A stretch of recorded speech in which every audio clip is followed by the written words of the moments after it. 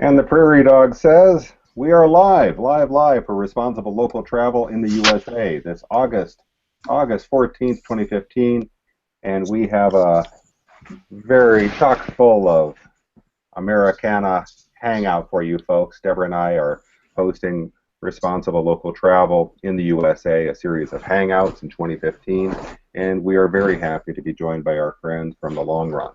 I'm Ron Motter, host of Planeta.com, and the instigator of this hangout, which, by the way, if you notice, everyone has their lower third, and we'll be doing some screen sharing and information sharing in real time. Viewers, if you have any questions, please use the Q&A app and ask them, and we'll get to your questions during the hangout. And viewers and participants, many thanks for your links and your introductions on the Google event page, and all of this good information is incorporated into the show notes. So thank you, everybody. I'm going to pass this over to Deborah to tell you folks what this is all about. Oh, well, good morning, everyone. Thank you so much for being with us, and thanks, Ron, for, once again, your technological wizardry getting us here. I'm excited about our group today. It's a U.S. focus, but we do have someone from across the pond, so to speak. Will be Vicky Smith here from the Long Run.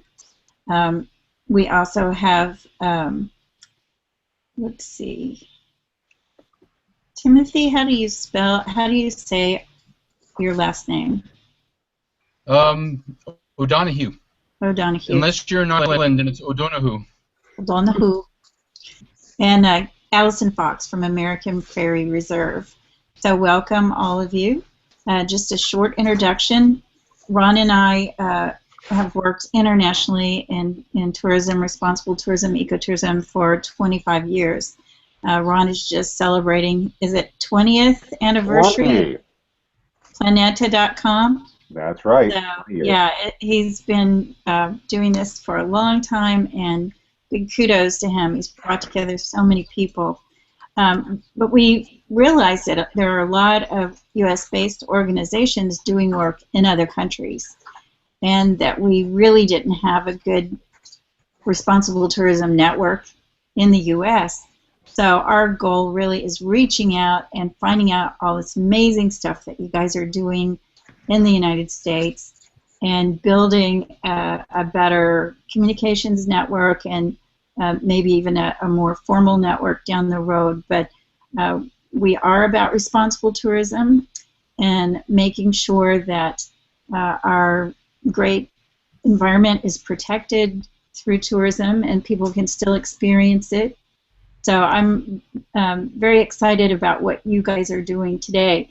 And I would like to invite Vicky, who responded to a request about sharing information about what she's doing at the Long Run and her partners here in the U.S. So, Vicky, why don't you lead off? Tell us a little bit about yourself and the Long Run and how you're connected to these guys. Sure, no problem. Thanks. Ron, Deborah, thank you very much for having us today. I look after marketing, brand and communications at the Long Run. I've got a personal background of 20 years working in tourism, both in destination management for ski tour operators and charity challenge companies, and also back in head offices here in the UK in the marketing side of things and e-commerce and web development. Along the line, I retrained in sustainable tourism, did a master's in that, focused my thesis actually on volunteer tourism and the online marketing of that, and then started with the Long Run back last November, which is a new role. The Long Run was set up as an initiative initially of the Zeitz Foundation, and we have just become an independent organization this year. And what we are is we are an international not-for-profit member organization whose members and supporters all focus on sustainability via what we call the 4 Cs, which is conservation, community, culture, and commerce. And we have a standard which is for private protected areas, and so we guide our members towards better sustainability through the use of this standard and beyond. We have a technical assistance team who advise the members, and we have supporter organisations. So for example, American Prairie Reserve, Alison that's here today, they're a member organisation. And then we have supporter organisations like Tim from Riverwind, who may not own or directly influence the management of the land and the biodiversity, but equally are very involved with supporting organisations that do. So some of our supporters might be travel agents and tour operators. Others might be consultancy firms around sustainability. So we're always open to hearing from more areas who are focused on management and influence of biodiversity and the communities that they integrate with, and also potential supporter organisations. So we're global.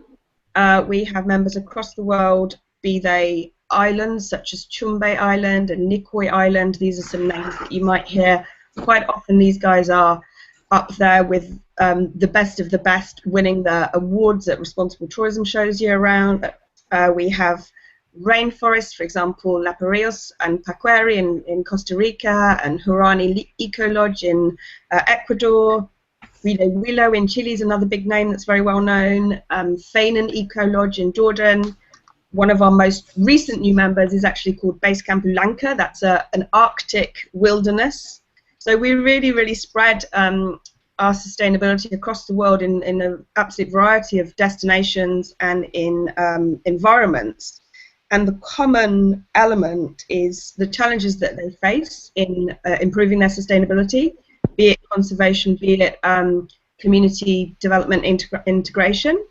And we exist as a network to help them share the information that they have and their approaches, so that as an entire network we can improve sustainability across the world.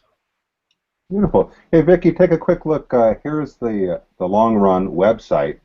Thank you. Yeah. Is there a map of the members, or is there a there is. At the moment, we've got our members break down into two categories. So our standard is called the Global Ecosphere Retreat Standard. So you'll see on the left-hand side there the Global Ecosphere Retreats. We've got about 10 who have reached the standard at the moment and are going beyond. The ones on the right-hand side, you'll see Long Run Alliance members. If you click through to them, they're the ones who are striving towards the standard. So at the moment, in total, with the GERs and the Long Run Alliance members, we have about 40 members. That's them on the map there. And then supporter organisations, we have another, 60 odd of those at the moment. Beautiful, beautiful. And how many of these have you visited, Vicky? These are not enough since November, I tell you. But we're very fortunate. We have an annual members meeting that's actually going to be taking place in Costa Rica in the end of September. So I shall be going there. I have visited Sagara in Kenya, which is our founder is a gentleman by the name of Jochen Zeitz. He's quite known in the sustainability world. He was the ex-CEO of Puma, and he brought in a sustainable supply chain there and environmental profit and loss reporting. He's since the sustainability director of a group called Kering, which owns brands such as Stella McCartney and Gucci, and he's open sourced their environmental profit and loss reporting there as well. So he equally owns a game reserve. He's one of our members as well as being our original founder. And his reserve, as I said, we focus all around what's his core concept of the 4 Cs: conservation, culture, community, and commerce. And his game reserve also is a modern art gallery, also is a spa retreat. It's quite an incredible onslaught to the senses place to visit. And he's interested in art. His collection extends now to he's going to be opening Africa's first modern art museum in Cape Town later in the year. Wow, very cool. Yeah, very cool. And culture there in that way as well.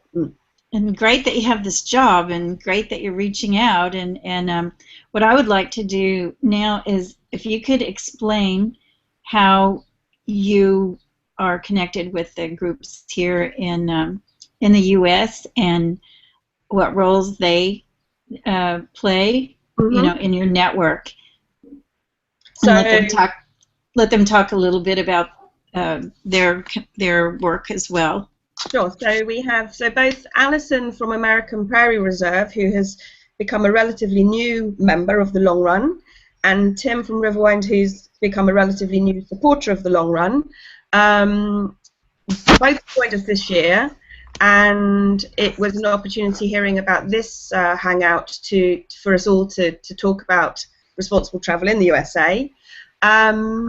And let me hand over to them, really, to explain their destinations and what they do. Okie doke. Who would like to go first? Alison? Yeah, this is Alison. I'm happy to go first. Okay, please do. Alison Fox, Managing Director at American Prairie Reserve. I'll start with the obvious, which is that I broke my clavicle last week on vacation, actually, in a really cool destination in Burke, Vermont, the Kingdom Trails, which is a network of mountain biking trails that are really fun, especially if you stay on your bike. So anyway, we at American Prairie Reserve are working in the Northern Great Plains in northeastern Montana. We are working where Captain Meriwether Lewis described immense herds of buffalo, elk, deer, and antelopes feeding in one common and boundless pasture when the Lewis and Clark expedition came through the region in the early 1800s. So our goal is to build a 3.5 million acre wildlife reserve. Wow. Yes, very big, about 1 million acres larger than Yellowstone National Park. Our model is to buy private land in order to connect large tracts of existing public land. We've been at this for about 14 years now. The reserve is about 300,000 acres. It's open to the public. There are visitation opportunities, and really we're building this for people as much as for the wildlife that once roamed in this area. So, in terms of responsible tourism, we have a campground. We have a high-end safari camp. We have a new education and science center that is really becoming a hub of human activity on the reserve, and we're seeing increasing visitors from really from around the world come out and want to explore this region. The Northern Great Plains are one of only 4 places left on the globe where a temperate grassland ecosystem can be restored. This was temperate grasslands are the places that we settled and we plowed, and we haven't. A lot of the habitat has been destroyed. So we're really finding global interest in this project because there's so few grasslands left. How long has this project existed? We were founded basically at the beginning of 2002, and we brought our first property in end of 2004. Beautiful. And are there towns or housing or anything on this land? Yeah, so there are.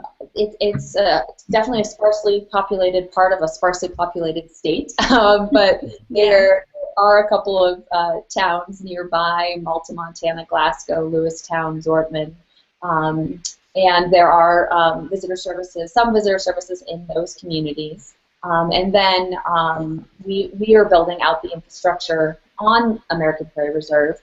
Although over time we would love to partner with others and have them really build that infrastructure. But we've decided we will take on sort of the initial construction to prove the model, basically, through we're building this public campground and building Kestrel Camp, which is our safari camp facility. It's so impressive. You know, I've always been so grateful for our, forward, future-thinking folks that help put together our protected and public lands. We wouldn't have places like that, and I'm surprised about how vast this project is, and thrilled that you're preserving this ecosystem and the animals at a time of real crisis. I think I went through part of that area a couple years ago. Is that along the dinosaur trail? It is. Yeah, Yeah. absolutely. Yeah. Um, So Wait a minute. Dinosaur Trail? Is this another danger we have in the USA? it was really cool. There's a whole series of dinosaur digs and things and museums, and I had two 11-year-old boys at the time that I was driving across country, and so we were going to Glacier, I believe. So it was just wonderful to learn, and some of the sites you can go and do little digs yourself, but Allison, you can tell us more about that. There's well, so much. Yeah, this region is really a hotbed for dinosaurs. They pulled some big T-Rexes out of this area. We actually have just a small exploratory project going on some of our lands right now, and the local area has done a good job of marketing this as a dinosaur destination. The Great Plains Dinosaur Museum in Malta is a really nice one. So I have sons, young sons myself, and dinosaurs are a big hit, and it's it's one of the attractions to this region. Some people are interested in the wildlife. Some people are interested in the dinosaur history. Some people are interested in the tribal history in this region, and the tribes that live on two reservations that are on either side of the American Prairie Reserve region. We have great bird watching, biking, hiking. We have public hunting on our lands. So there are a lot of things that draw people out, in addition to just the wide open skies and the solitude of the place, which is increasingly rare in the sort of most people's day-to-day existence. Beautiful. Deborah, you asked about my job. Sometimes it's the hardest job because you just hear about these amazing places. And I'm in London based here because it's easier for sort of media and marketing. And I deal with our members all around the world, and I'm just blown away by just the incredible work they do, and the scale and the scope of their operations is amazing. I wish I could see them all. Seriously, I'll work my way through, I promise. We will welcome you anytime you come to Montana. Thank you very much, Alison. Yeah, a possibility, Vicky, is for Allison and I to coordinate a trip for you, so when you're in the U.S., you can see both of our places. Yeah, that would be lovely. Definitely. Tim, let's continue with you. Can you introduce yourself and your work? Yeah, my name's Tim O'Donohue, and I'm the executive director of the Riverwind Foundation, which is the managing organization for the Jackson Hole and Yellowstone Sustainable Destination Program. And I think pretty much everyone has heard of Yellowstone, to a lesser extent Jackson Hole. I would consider Jackson Hole and Yellowstone as a collection of communities and overall as a destination. And as a destination, I guess at least relative to other destinations in the U.S., it's one of the, if not the oldest sustainable destination and the newest at the same time. It's the oldest because Yellowstone National Park was formed in 1872, largely influenced by, well, Congress passed legislation that created Yellowstone National Park many, many years before the National Park Service. And it was the world's first national park, and the interesting history of that is that national park was greatly influenced in its creation by Thomas Moran, which was a painter, and William Jackson, a photographer. And so art had a significant role in inspiring the U.S. Congress to create Yellowstone as the world's first national park. And national parks all over the world, I think arguably, perhaps not, are one of the greatest expressions of us as a species preserving, protecting, and sustaining our natural heritage. So in that way, Yellowstone and Jackson Hole, just south of Yellowstone, is one of the oldest sustainability projects in the world.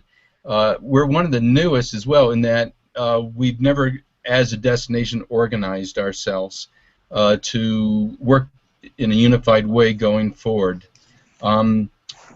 Just a little background that I think might help give some context to the kinds of things that we are doing.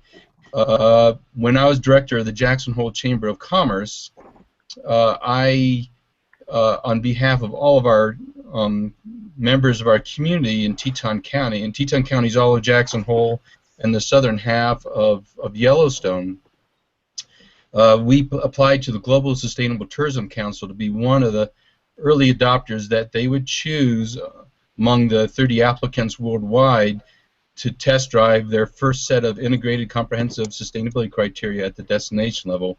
And we were the only destination in the U.S. that applied and was selected to participate. Other destinations included Norway and China, the Caribbean, and Africa, and so forth. And so the Global Sustainable Tourism Council and their contractor, Sustainable Travel International, in June of 2012, did a full evaluation of our destination's sustainability efforts and activities relative to 120 different metrics. And what they found in the report we received in September of 2012 was that we were really strong in environmental protection, in environmental sustainability, given that 97% plus of our 42,014 square miles have some level of protection. We were pretty strong in the area of social sustainability, given we have over 200 nonprofits, many of which have social-oriented missions and programs, and we are relatively strong in the area of economic sustainability, given we're usually, our county in the U.S. is usually the first or second in terms of the highest per capita income. But the fourth leg of the three-legged stool, which is the management and integration of the first three, we performed very, very poorly on. We did not perform well relative to those metrics that the Global Sustainable Tourism Council evaluated us on.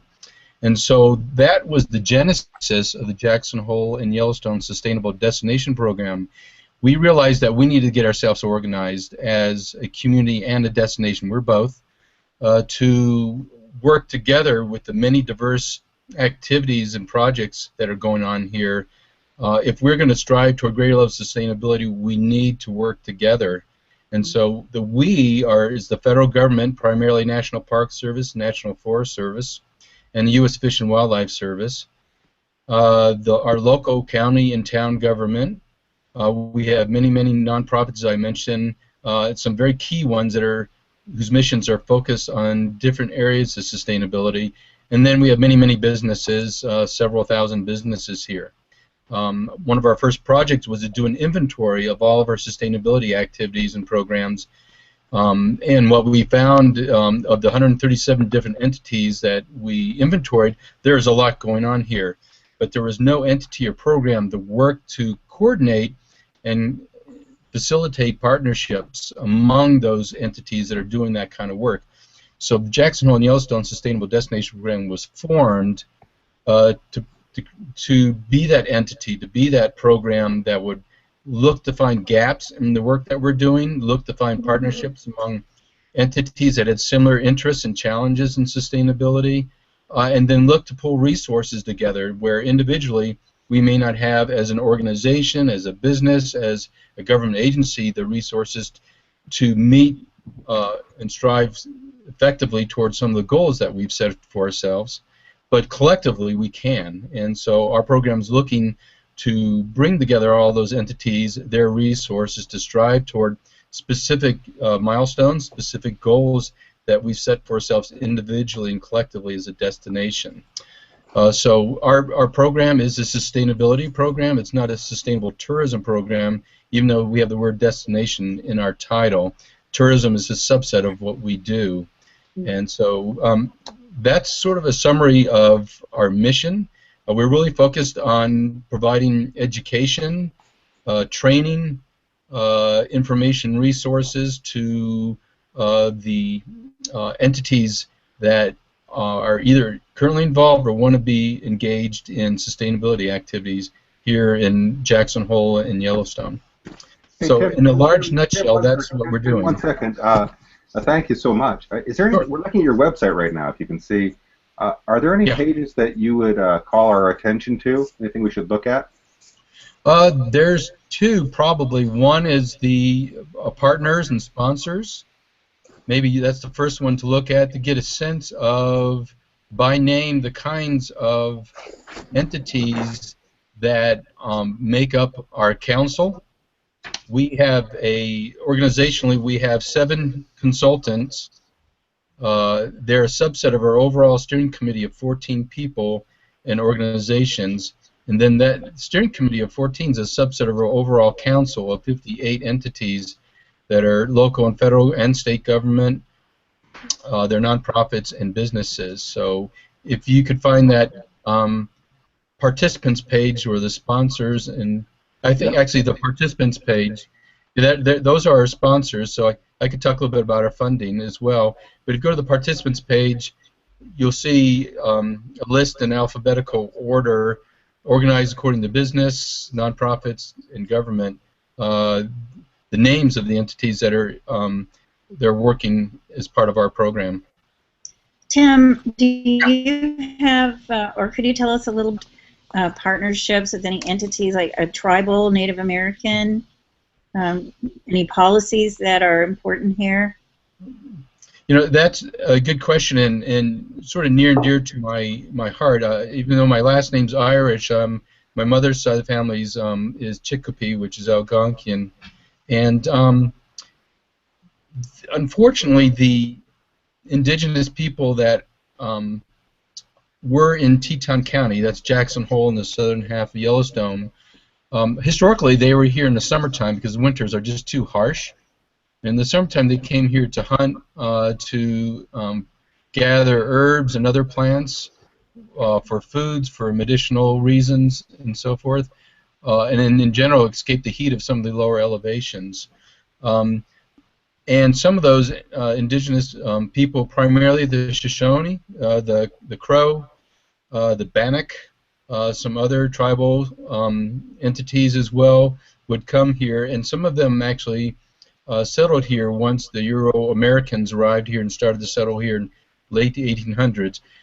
For the most part, with only a few exceptions, the indigenous tribal population has gone elsewhere, to neighboring counties, actually, primarily Fremont County, which is north and east of Jackson Hole. So the Shoshone and the Arapaho are primarily on the Wind River Reservation. And I do know there's Lakota people have also been working, I think, is it with buffalo and things in Yellowstone? Yes. Yeah. So I'm just wondering how, how this is being incorporated into the big picture of what you guys do. It's part of the big picture. Again, we're not only an old sustainable destination, we're new, and so we're actually in our second year of operation. Our first year was in 2014, so we're halfway through our second year. We know that, especially with the long run, one of the C's is culture. We know that whether you look at the criteria that the Global Sustainable Tourism Council is promoting, other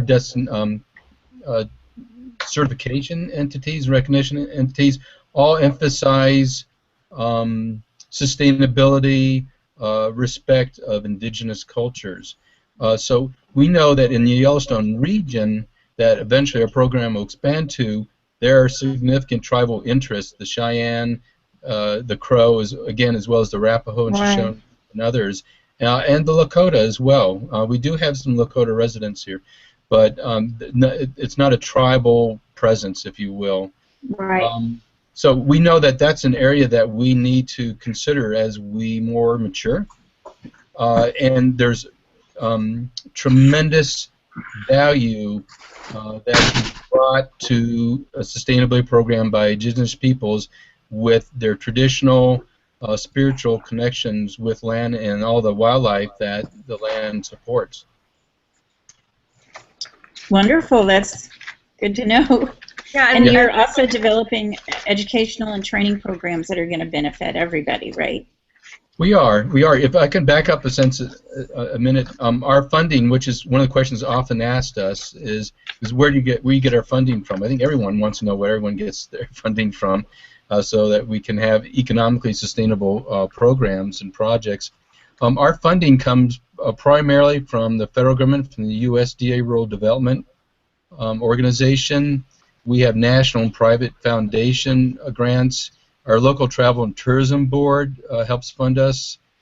We have a donor population that's slowly growing, and then to a much lesser extent program receipts from workshops and technical assistance that we provide. So that funding has been very significant in supporting a sustainability training and technical assistance program that we're now beginning our second year of, and we're focused on providing training in group workshop settings for a year that goes specifically into areas of sustainability, whether it's developing sustainability management systems and plans, or it's going specifically in the area of energy efficiency and conservation, waste management, responsible purchasing, and so forth.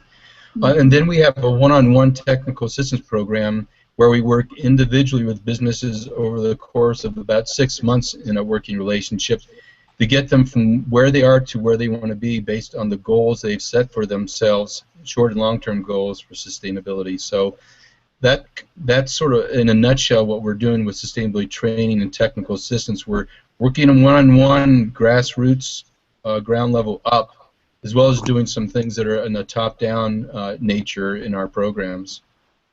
Very good. Hey, I want to say thank you to Alistair McKenzie, who's asking some questions in our Q&A app, and thank you much for viewing. And Tim, here's a good question for you. Alistair, it says, I've been to Yellowstone and Jackson Hole, and I think that Tetons are the, capitalized T-H-E, the most beautiful landscape and mountains in the world. So I'm curious to ask someone who lives there, what do you think are the most beautiful mountains in the world, Tim? Well, especially given that my background prior to this was director of the Chamber of Commerce, of course it's the Tetons. Where else would you go to see the most beautiful mountains in the world?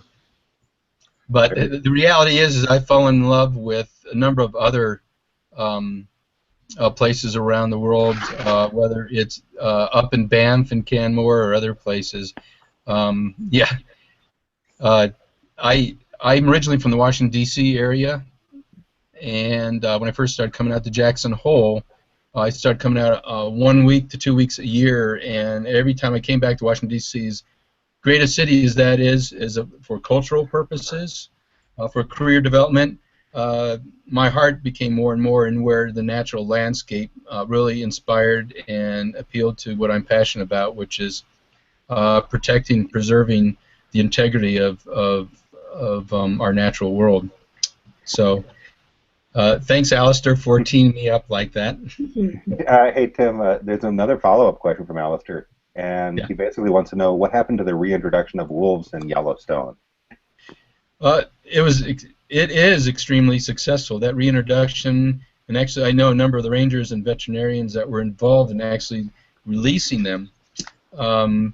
Was very successful in the mid-90s, and now we have a very thriving wolf population in the Yellowstone region.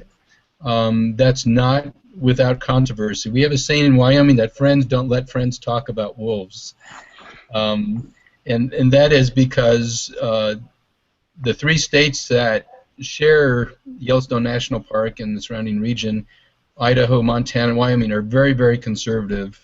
They're strong agricultural and hunting interests, and they see, frankly, wolves as competition for their interests. And so within certain areas, wolves are very well protected, and they've reached the target amount of breeding pairs and total wolf population and exceeded it. So that reintroduction has been successful relative to the goals that were set for it. Now our challenge is how do we more effectively, philosophically, economically, and more than anything else politically live with wolves in Yellowstone in a way that is a high expression of humanity and respect for all living things. And we're challenged in that area. Thanks for asking, Alistair. And I think, Ron, this is where the long run comes in, because we're a global network. Many of the challenges be it wildlife such as wolves or lions in Africa, be it tribal local to Tim there, or for example Maasai tribes with whom many of our members deal, many of the challenges are very similar. So our members share information about how they've dealt with those challenges, and that helps them obviously develop their own sustainability and how they deal with local people and integrate them. And where we talk about the 4 C's, you know, obviously tribes come into the culture, but also within our commerce area, you know, a lot of the commercial, entrepreneurial, grassroots projects that the local people set up is also the commerce within these sustainable destinations. You know, tourism is commerce, but there's many other of the businesses like Tim was talking about which also bring in that income. And tourism is really the vehicle to garner the income to support the conservation and the community development in those ways. Beautiful. And Vicky, you mentioned some of the organizations that are part of the long run, and so they're not. It sounds to me like some of the indigenous organizations are actually partners in running part of these programs. They're not just the local people. I mean, I think it's really important to point that out because you know it's not a top-down, completely top-down kind of project where these people not are. at all. It's very and within the standard, exactly. Tim talked about the Global Sustainable Tourism Council. Our standard has been recognised by the GSTC, and in that standard, where we address issues of culture and of community integration, it's very much about equal partnerships. Many of our members, for example, their staffs from local communities, they help them set up social enterprises so that they become the food suppliers or the kayak people, or you know, in opportunities they wouldn't necessarily otherwise have. So it becomes more everyone's supporting each other. Basically, that's the whole purpose of the network, so that actually everybody can develop sustainably. Great. Well, it's really, really good what you guys are all doing, and I think the sharing part of this whole networking is tremendous. And you know, I would like to invite you to think about sharing your networking model and helping us build a stronger network here in the U.S. That's our focus here. But you guys have done so much and are really good models of this, and so think about that. Yeah, I said we were set up originally as an initiative of the Zeitz Foundation. So that started in about 2009, and there's a lot of obviously behind the scenes work that went on from what we now call our membership services function, which was to draw all those members together. It might be through conference calls that they do information sharing. We publish a lot of information, both of case studies and the things they tell us on our website. We share the news through our social media, Twitter and Facebook in particular. We will almost act as an aggregator for our members and supporters to share out their information. And you know, there's a lot going on with all of them all the time, and they can learn from each other, and they read each other's case studies, and yeah, it becomes, you know, a huge synergy basically. Vicky, a quick question. How much does it cost to become a member of the Long Run? It's not very much, Ron. It's because the members are based on tourism businesses for their income. Usually, it's a percentage of turnover, between $500 and $2,500 maximum for an annual fee. There's no charge at the moment for long run supporters. They can. What they do is they agree to our charter, and they agree to support us in different ways. So we're a not-for-profit organisation, so the rest of our income to cover our core executive costs, if you like, and the management of the network is through fundraising. Okay, and then in terms, so the membership cost is based on the percentage of money earned, and is there an additional fee for the certification efforts? No, but what happens if you then become certified? You do increase your percentage that you pay. Oh, okay. And a question over for Timothy and Allison. Take a big picture beyond long run and focus on the U.S. Where do we stand? Where do we stand in terms of responsible local travel? Mm-hmm. Allison, do you want to give that a shot first, since I've gotten a lot more airtime, I think? I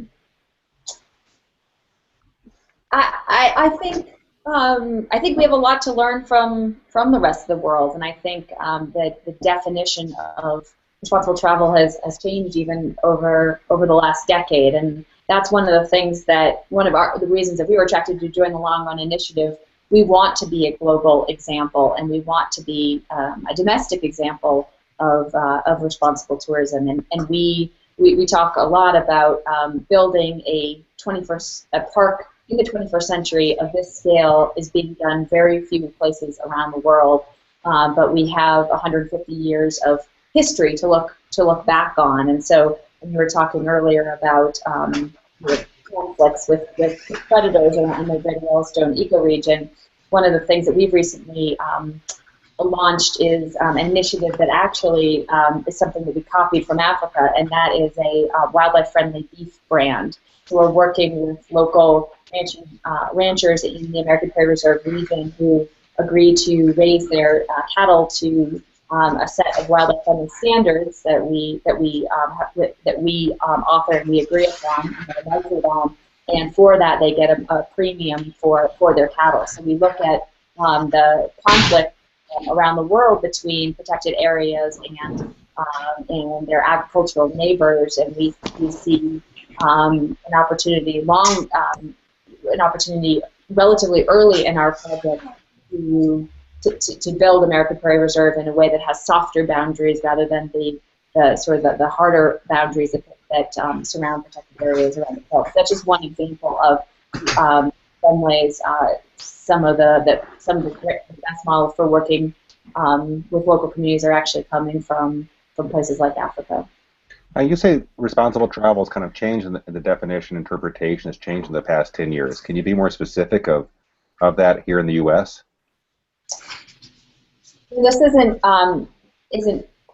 totally my area of expertise, but I guess it's I just see, and all of you know a lot more about this, but from the limited tourism conferences I've gone to, I've just seen, especially in Montana, the state trying to differentiate itself from its neighbors in a way that's really focused on strong local communities, on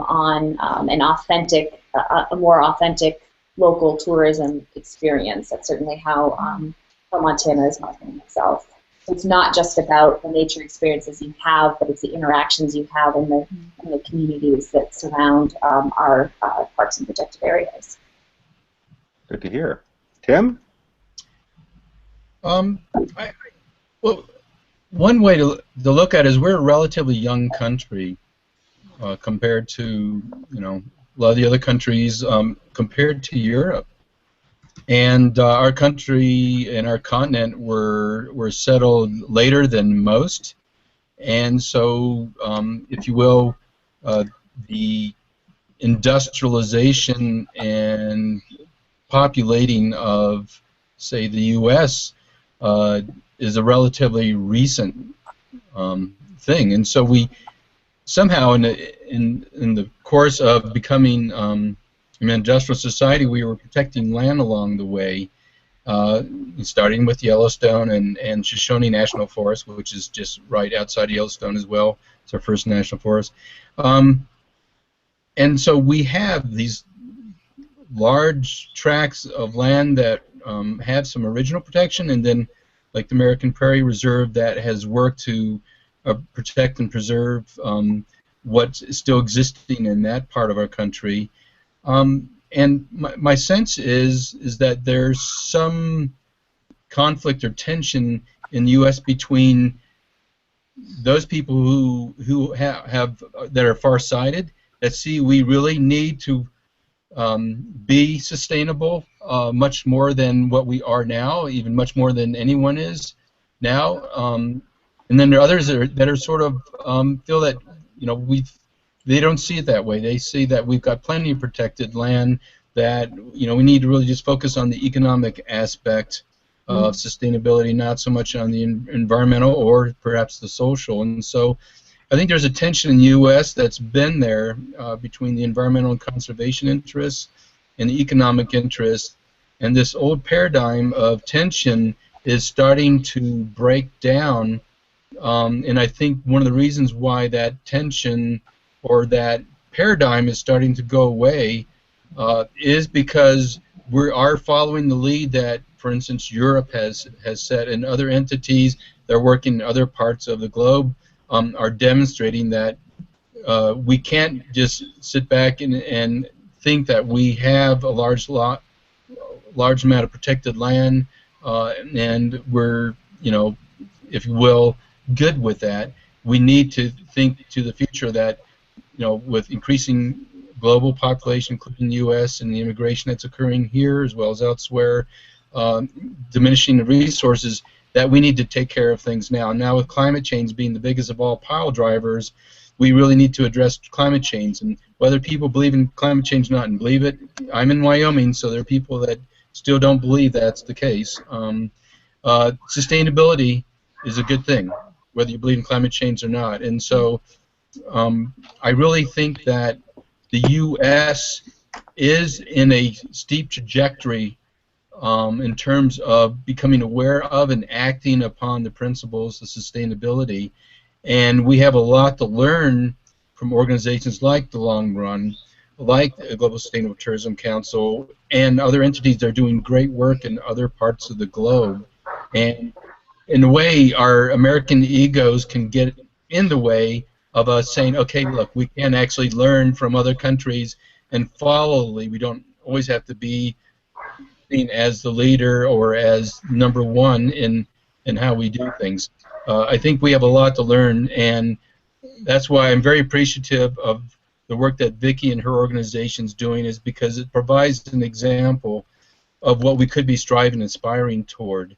So I think one of the statistics I saw was that sustainability in terms of sustainable businesses is going to increase sixfold between now and 2020 in the U.S.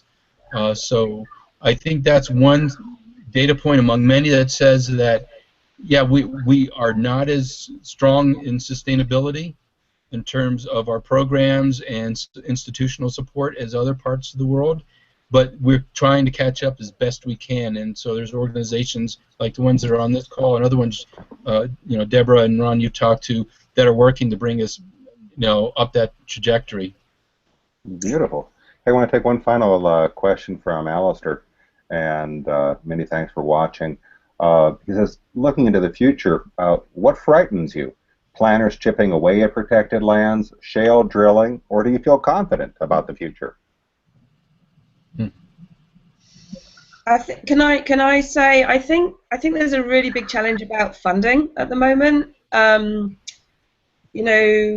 The many public funds are being cut. People are looking more to private sector investment. Private sector sometimes looks for an actual financial return, where sometimes in conservation there isn't that financial return, but the returns are conservation for posterity, and it's about an evolving mindset to that at the moment. We at the Long Run, that's what we work with. Fortunately, we have many amazing leaders of our members who are people who will put their egos aside, and that's very, very important in order to be able to collaborate, in order to develop and improve. And it's all about a journey of sustainability. So I think for us, we see a very big challenge in that. And there's also a challenge for many in succession planning. In some of these leaders who are in these incredible places, is making sure that someone can take on the mantle and continue that management in a forward trajectory. I mean, personally, I'm not an expert on the USA by any means, but it's been good to see the positive moves made by Obama recently towards thinking about climate change more. I have a comment here. I'd like for you, if you get a chance, to get to know some of our other featured guests that we've had on our Hangouts and YouTube series on this responsible local travel in the USA. That, you know, one of the reasons that the United States still has had a lot of wilderness was due to the fact that it was populated before you know, the settlers got here. There are a lot of native people here, 500 different nations, and I think we owe them a lot to be able to even have this wilderness like it is now. And there are different states and organizations that I think that we could look to see how they're incorporating that. And I know it's you know, maybe more of a problem in the conservative states, but Oregon is a great example of community-based economic development around tourism and around culture. And we had a couple of weeks ago, or last month, we had Linda Cox, who is a professor at the University of Hawaii in Manoa, but she's on the board of directors of the Hawaii Ecotourism Association. And they're working diligently on creating their own certification programs that incorporate the native Hawaiians. And I mean, if we have one state where we can directly look at it and say, this native culture has had a huge impact by tourism, you know, it's going to be Hawaii. And so I think that's a good example for us to look at and learn more about. And so building this responsible local travel network in the U.S. and just kind of reaching out and finding out what everyone's doing is a bit like the long run, you know, is doing internationally. So I really want to thank you guys for all of your work and for sharing what you're doing with us today, and invite you to stay connected and continue to build this sharing network in the U.S. And we can look at examples from other countries too, Vicky. Thank you. Well, you know, we're very fortunate to have Costa Rica members as well, not too far from you. And you know, if ever there was a model for ecotourism side of things, they've done pretty well there. They have. Any other final comments from you folks? Alison, I think let Alison maybe have a bit more say on any challenges, Alison, you might have. Well, I think the ones raised are good. Certainly, global warming. Certainly, in our area, the conversion of ranching land to farming land to agriculture. And one of the challenges we talk a lot about is how do we engage the next generation of conservationists, and I think that's relevant for everybody on this call too, as we are increasingly in the U.S. and globally an urbanizing society, an urban society. How do we instill in the next generation a love and appreciation and responsibility for nature? So that's, you know, through our education programs, through our volunteer programs. That's definitely an emphasis for us as an organization. How do we build a place that is cared for by the next generation and the generations that follow? You guys are doing an amazing job of it. Thank you. Tim, Vicky, any final comments? No, I guess my final thing would be if anyone wants any information about the long run, feel free to email me. info@thelongrun.com is probably the easiest address. Perfect. And all of this is on our YouTube channel as well as our planeta.wiki.com/localtravelusa. Thank you. Yeah. Tim? Any last comments? Yes, please. Yeah, and I guess what scares me, to answer your question, is human nature. At least my nature may be similar to many others. I call it the final exam syndrome, where people tend to not study for the final exam until just the night before. And I'm concerned that with climate change, that until things become really environmentally, economically, socially, if you name it, challenging, our human nature is to recognize, okay, it's a problem, but not work with a sense of urgency. I think that what we have an opportunity as a species and as leaders of our sustainability efforts is to inspire and educate and create awareness among those that we can affect, that this is something that we can and should deal with now, and within the extent and of our own abilities and resources, we can make a difference. And then collectively, among the people who are on this call, the ones who have been on prior calls, Google Hangouts, and they're part of our networks, collectively we can make a difference. It's logical, and it can be done. So that's my feeling, is I'm an optimist. Maybe that just came through, but I feel that this is something that we can address with climate change, but we should be addressing it now as we live and breathe. Beautiful. Well, I want to thank everybody for participating. This has been a very successful conversation. We'll go back over it and look at some of these very good comments, and we'll be looking at your websites. And again, I can't express my gratitude to you all as much as I'd like. I'm speechless. It is such a profound treat to be collaborating with Deborah over and over and getting going past our technical glitches and getting some of these conversations recorded for posterity. So thank you, everybody.